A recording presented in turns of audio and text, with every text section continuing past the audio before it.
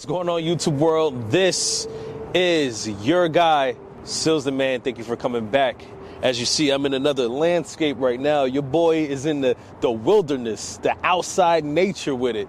I just want to switch up things a little bit. Keep it funky fresh, you know what I mean? Happy Easter to all those who celebrate it, because there is such a blessed reason behind this holiday. And speaking of Easter, as we know, Easter is a representation of rebirth, resurrection, a new thing. And as y'all know, on this channel, I talk about understanding the mind of good men, decent men. Well, in a lot of cases, before a man was able to become a decent man, he was out there probably doing some wild things. Bad things of negativity, toxic things, right? So on today, in the spirit of Easter and speaking of resurrection, we're going to talk about the resurrection of a man's mind, transitioning from a foolish man to a decent man to a good man, from lust to love, from want to need, from playing games to claiming names. You get my drift? But before I start, make sure y'all subscribe, like, comment, and tell me what y'all think. Tell me about this surrounding area too. It's so amazing, man. So I can speak personally about this. My transition in my manhood into understanding what real love is, and to understanding women and having a legit respect for women, understanding what it takes to be a real man. There were a lot of scars and cuts and bad mistakes that I had to learn from. And if you are at home watching this video and you have a good man, a decent man at home with you, or you're in a relationship with, there's some things you need to understand about him and what he's thinking about you. I'm giving y'all some shine today, ladies out there. The love brain of a good man. You're a good man. Let me tell you some essential, important things about how you make him feel. We talk about feels today. Nobody ever talks about man's feelings, right? So you guys still going to do that today. How do you make him feel as a good woman to him being a good man? And number one, she feels like home. You're a good man, you're a decent man. Love something about you. And one of those things that you are his home. You are his safe place. You are his temple. You are his inside getaway. You are his peace. Realize all those traits represent home, because a home is not a house. A home is the feeling. Do you ever wonder why your man keeps coming back to you? You ever say to yourself, why does he want to be with me? Why does he want to stay here with me? Like me personally, I know me. I'm a homebody. People like to party, people like to do all this and spend money. I would rather stay at home than to do any of those things. There is no feeling like home.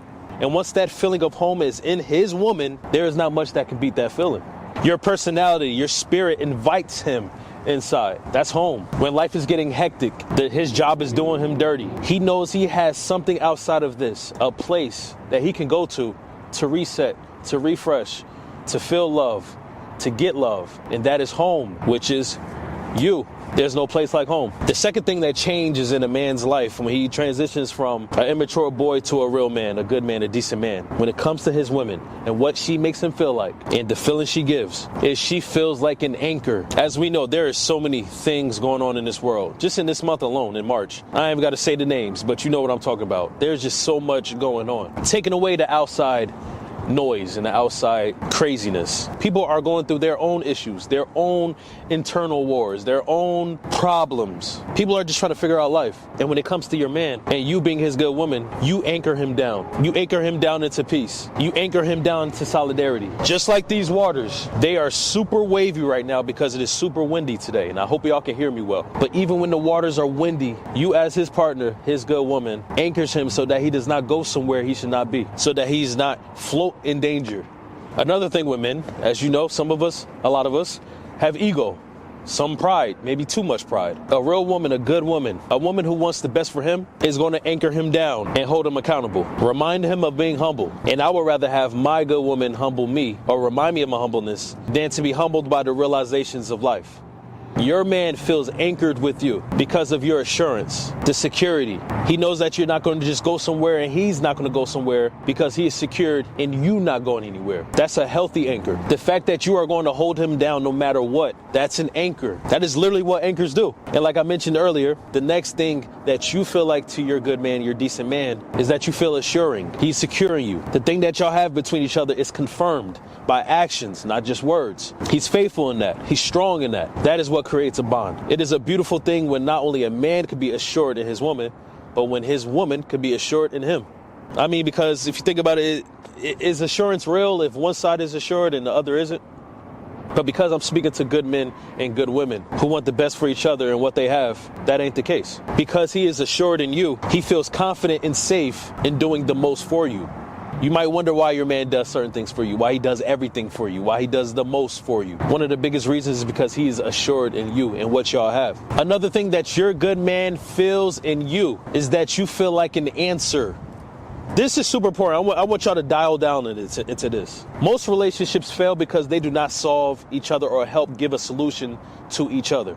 Now, I am not saying that every relationship has an issue or that I'm here to solve your problems or be your hero. That is not what I'm saying. But each person on this earth has something that they need to work on, has something that they're struggling with, has something that they are disadvantaged with. But that is the reason why it is so important to have a partner that is for you, a partner that is yours, and a partner that is a blessing, a partner that is an answer or a help, a partner that is a pathway to a solution or a pathway to an answer. When a man feels like you are his answer and that he is of good spirit and goodwill, he is going to clamp onto that because he knows if he loses this answer, which is you, he will remain with his problem. God has placed that woman in your life, or God has placed that man in your life, decent good men, decent good women in your life to be an answer. Now, once you know it's an answer, you are the fool if you lose that answer. People who play around, men and women, are not serious about their blessings, are not serious about their answers, or they feel like they can find another answer in someone else. They're not serious. Woe unto you if you lose your blessing. But when a real man, a good man, a decent man knows that he has an answer in you, that you provide, what you have, your personality, what you bring, your spirit, and your love, when he knows that is an answer to something that he's struggling with, something that he's fighting with, something that he's working with, he's going to cherish you. And as a man, if I am able to be my woman's answer to any of her problems, that God has sent me into her life to be an answer to something in this physical realm, that is a straight up honor to me as a man. Therefore, I can't play with that. Like, this is a great responsibility, and I take pride in being a part of this responsibility because I love you.